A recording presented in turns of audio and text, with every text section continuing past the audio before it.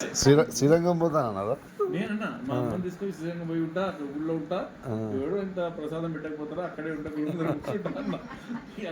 తిరుపతి కాకుండా శ్రీరంగం ఎందుకన్నారు?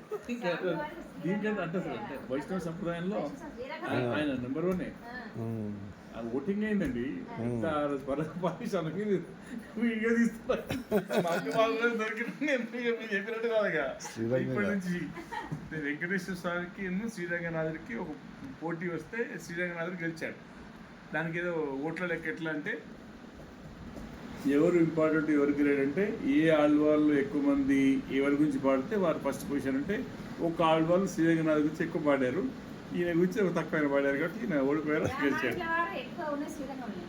ఒక vote majority తోటి శ్రీరంగనాథుడు గెలిచాడు.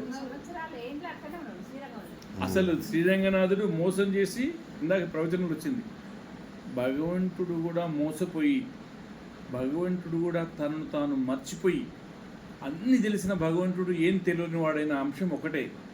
ఎప్పుడు అంటే ఈ దివ్య ప్రబంధం చదివినప్పుడు ఆ పాటలో ఆ మాటలో ఆ దాంట్లో ఉండేదానికి పరవశించిపోయి పాడిన దానికి దాంట్లో ఉండే అంశాలకు ఇట్లా పొంగిపోయి నన్ను నా భార్యను తప్ప ఎవరైనా ఇస్తా అంటే అమ్మయ్య మీకు రామానుజుల వారిని ఇచ్చేయమంటే అబ్బా నన్ను నా భార్యను తప్ప అన్నాయ, నన్ను నా భార్య నా కొడుకుని తప్ప అనకపోతే నాలుగు గడుచుకొని ఆయన చేసేది ఏంటని వదిలేసుకున్నాడు వరదరాయ స్వామి.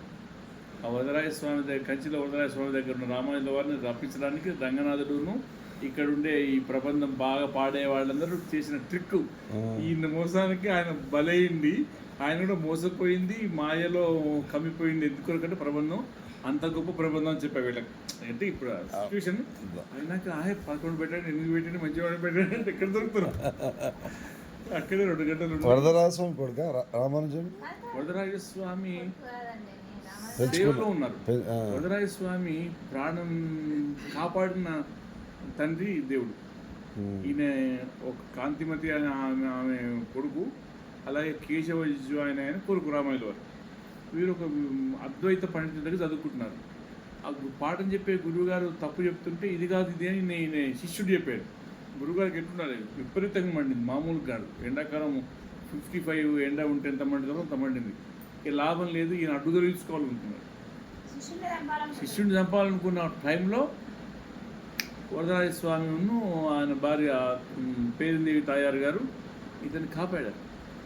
అలా ఎక్కడి నుంచో అడవిలో ఇతను వదిలేసి ఈ విష జంతువులు క్రూర జంతువుల పాలన చనిపోయేటట్టుంటే దారిద్ర్యంలో కూడిన చోట్ల వీరిద్దరూ అలా తీసుకొచ్చి సరిగ్గా 5:15 టైంలో కంచి పొలిమేలో తీసుకొచ్చి మాకు దాహం వేస్తున్నదని వారికి నీళ్ళు తేవడానికి పెట్టేసరికి వీళ్ళు మాయమైంది.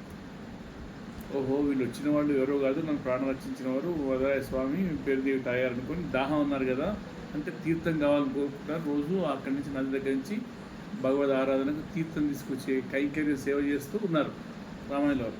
తనను కాపాడిన దేవుడు. శ్రీ పెరుంబుదూరు కంచి దగ్గరే ఉన్నారు, అక్కడ చదువుకోవడానికి అనుకున్నారు. చదువు నుంచి ఈ సేవలోకి వచ్చారు. ఇక్కడున్న వారికి కనువిప్పు కలిగించి గురువు గారు వచ్చినట్టు చేయాలని ఒక ట్రిక్ తోటి కంచి నుంచి శ్రీరంగానికి వచ్చే ఉపాయం చేశారు. ఆయన్ను మనసు మరల్చి చేయడం కొరకు ఈ రామానుజుల వారికి 5 గురువు గారులు అయితే వారికి ఒక గురువు గారు ఉన్నారు యామనాచార్యుల వారు.